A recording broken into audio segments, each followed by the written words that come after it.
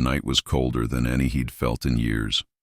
Wind swept across the small frontier town of Axton's Hollow, slicing through the gaps in the ramshackle homes and sending dust swirling down the lonely street. Inside a half-collapsed barn, Ethan Wells stirred the dying fire with the toe of his boot. The flames licked weakly at the wood, a sad echo of warmth against the vast chill. He'd been alone out here for months, ever since the trade routes shut down after the Terran-Virian conflict. The crops had withered, the livestock had been sold off to pay taxes, and his house, built for two, had begun to feel like a mausoleum. He didn't even remember what laughter sounded like anymore. That was when he heard it, soft, frantic knocking at the barn door. Ethan froze. Visitors were rare, and uninvited ones were dangerous. He reached for his plasma rifle and eased the doctor open just enough to see a figure collapse against it, half frozen and trembling. A woman. No, not quite human. Her skin shimmered faintly even in the dim firelight, a pale silver that caught reflections like moonlight on water. Her hair was tangled in white blonde, streaked with dirt and blood, and her eyes, large, luminous, slitted like a cat's, darted to his weapon, then to his face. "Please," she rasped, her voice cracked and desperate. I'll pretend to be your wife. Just let me stay here tonight. I'll do whatever you say. Just don't send me back out there." Ethan blinked, startled. "Pretend to be my... what?" "Your wife," she whispered. "They won't bother us if they think I belong to someone." She tried to rise, but her legs gave out beneath her. Ethan's instinct overrode his confusion. He caught her before she hit the ground, her body cold and trembling in his arms. "Easy there," he murmured, pulling her toward the fire. "You're freezing. Whoever you're running from, you'll be dead before they find you if you don't warm up." She flinched at his touch but didn't resist. Ethan draped his old blanket over her shoulders and poured a cup of heated water from his canteen. She drank greedily, hands shaking. He studied her more closely now. Her wrists bore faint bruises, restraints maybe, and her feet were raw, bleeding through torn boots. She looked young, maybe mid-20s by human standards, though her alien physiology made it hard to guess. "What's your name?" he asked. "Sarai," she murmured, still watching him with cautious, glassy eyes. "From the Virian colonies." That made Ethan stiffen. The Virians had been humanity's enemies just months ago.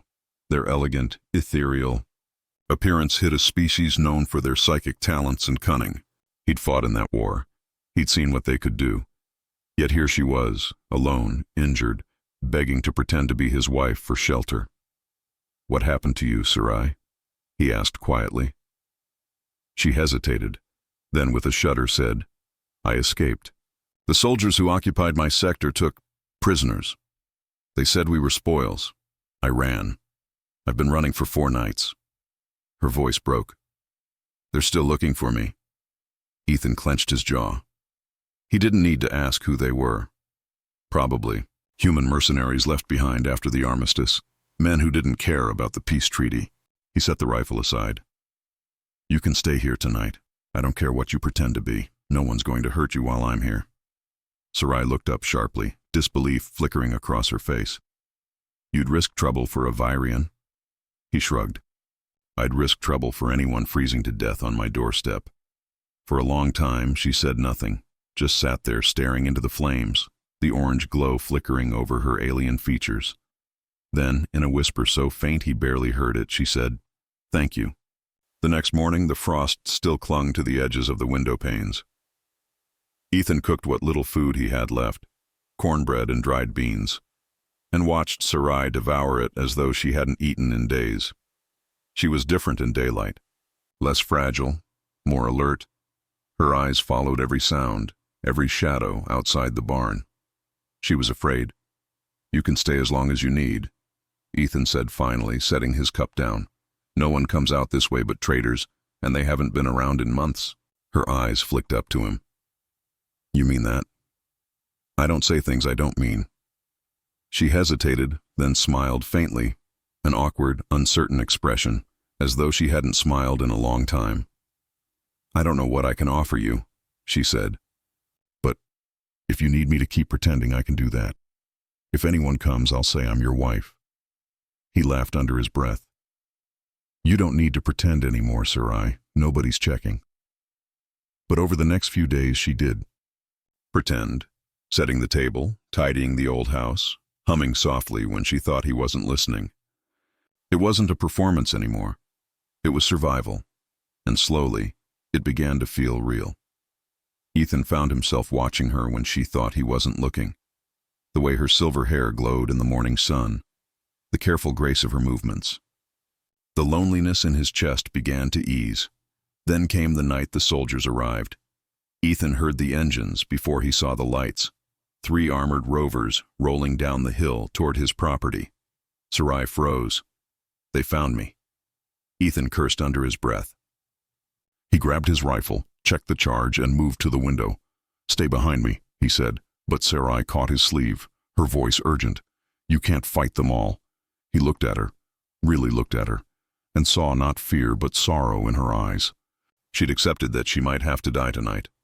"Well," he said, forcing a smile, "lucky for you, I'm stubborn." The rovers screeched to a halt outside. Armed men spilled out, their armor marked with old Terran insignias. A tall, scar-faced officer called out, "Wells, we're looking for a fugitive female. Silver skin. You seen her?" Ethan stepped outside, rifle slung across his shoulder. "Haven't seen anyone like that," he said evenly. "Just me and my wife." The officer sneered. "Your wife?" "Yeah," Ethan said, voice hardening. "She's inside, sick. You boys done?" The man motioned to one of his soldiers. "Check inside." Ethan raised his rifle. "No one goes in there." The tension was thick enough to choke on. Then, from the doorway, Sarai appeared, wrapped in a threadbare shawl, her head bowed. "She's right here," Ethan said, heart pounding. "See for yourself." The officer's eyes narrowed. Sarai looked up just enough for the light to catch her face, softened by dirt and human clothing, her silver tone dulled. She looked fragile, ordinary. After a long pause, the officer spat on the ground. "She's not the one. Move out." The rovers roared back to life and rolled away into the darkness. Ethan exhaled shakily. When he turned, Sarai was still trembling. "You didn't have to do that," she whispered. "You could have handed me over." He smiled faintly. "Guess I got used to having you around." Days turned into weeks. The world outside stayed quiet. Sarai began to heal. Her color returned, her laughter, soft and hesitant, filled the rooms again. Ethan repaired the house piece by piece, and together they made it feel like a home again. One evening, while they sat watching the sunset, Sarai asked, "When I first came here, I said I'd pretend to be your wife. Why did you agree?" Ethan thought about it. "Because I figured anyone desperate enough to make an offer like that needed help, and because I was tired of pretending I didn't need someone either." She turned to look at him, eyes shimmering in the dying light. "And now?" He reached out, brushing a strand of hair from her face. "Now, I don't think we're pretending anymore."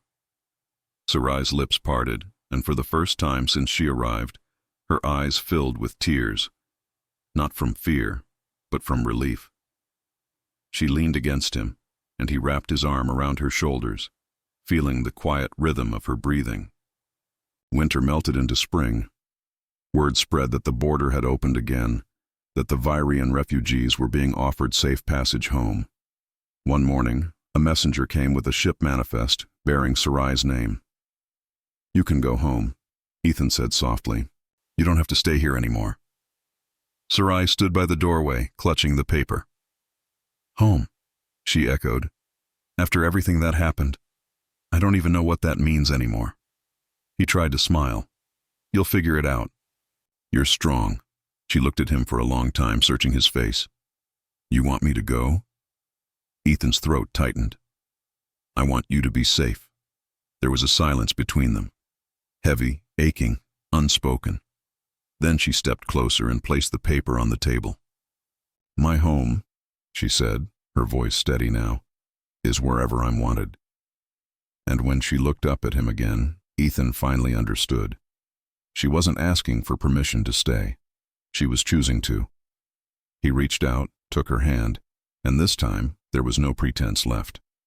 "Then stay," he whispered, "for real." And she did.